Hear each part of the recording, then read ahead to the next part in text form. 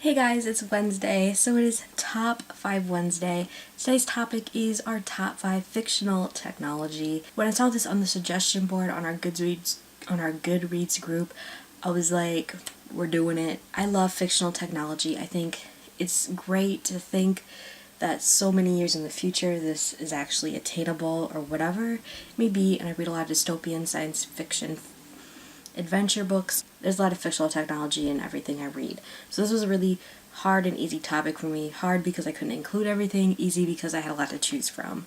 Before I get into my top 5, I want to give a quick shout out to Minders by Michelle Jaffe. I'm currently reading it, so I haven't finished it yet because I feel like if I finished it, it would be somewhere on the top 5. I just don't know where. But basically, it's where you are mentally transported into someone else's brain and you see everything out of their eyes.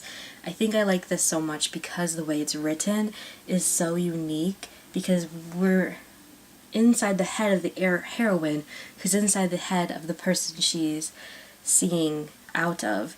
So it's really unique. So I just wanted to give a quick shout out to this book because I haven't finished it yet. I don't want to include it, but I wanted to at least mention it. Coming in at number 5 is The Plastic Surgery in Pawn by Amy Carter.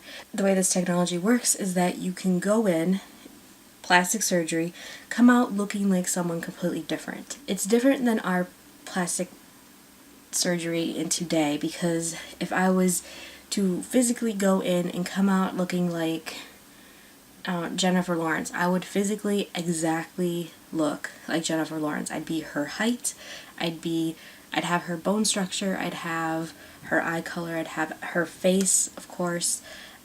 Just the way that this book, you can physically alter someone's like physical makeup. So I think that's kind of scary to think about, and obviously very cool to read about. But coming in at number 4 is a fictional technology from the book The Hunger Games, Catching Fire, Mockingjay, whatever. The technology I chose for this one is one that's always puzzled me, and I've always wondered about it, and that one is the dresses Cinna makes. Like, how can you go from a wedding dress into a Mockingjay dress? There must be some type of technology used there, and I want to know what it is. Same thing goes for her first dress in The Hunger Games, the red one where she twirls and it goes on fire, and also the parade outfits in both The Hunger Games and Catching Fire. How do you do that? Like, how is that done? I don't know. So that's why I said number 4. Coming in at number 3 is the fear landscapes in Divergent. I think that is super creepy to be in the simulator where you actually feel like that's you and you're there. You don't know you're in a simulator, and it's able to tap into the fear aspect of your brain, and people are able to see what it looks like on a screen. I think that's completely weird and fascinating all at the same time. Number 2 and number 1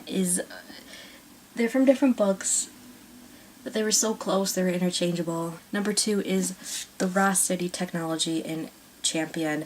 If you haven't read Champion, I don't really think this is spoiler alert. They end up going to Antarctica for a couple chapters. Antarctica is pretty much what America is now. It's like a big powerhouse city, and I don't even know how to explain how the Ross City technology works, besides it's pretty much like a modern day Sims. If you guys have played Sims on your computer before, it's pretty much like that. You know when you like tell a Sim to, I don't know, paint, and it wants to paint, and it elevates its mood while also giving you points to buy lifetime life awards or whatever. I'm talking about Sims 2 and Sims 3. It's pretty much like that, where if you do a good deed, you get points, and if you do a bad deed, you get negative points. You get points taken away. It's kind of a way to control the population, but it's done in almost like a rewarding way. I wouldn't personally want to be in that kind of society, but I can see the appeal of,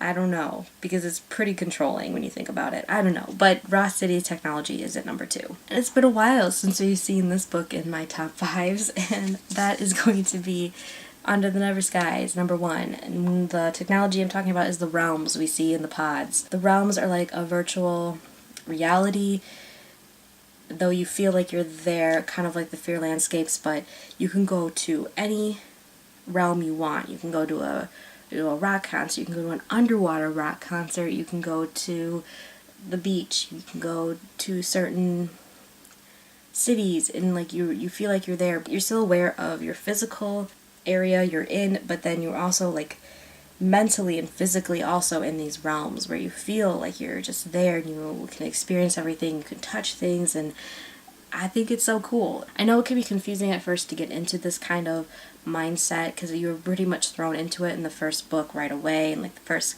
chapter, and once you like finally understand what these realms are and what they do, it's crazy. So those are my top 5 fictional technologies. I would love to know what some of your favorite fictional technologies are, and I will see you guys all later. Bye!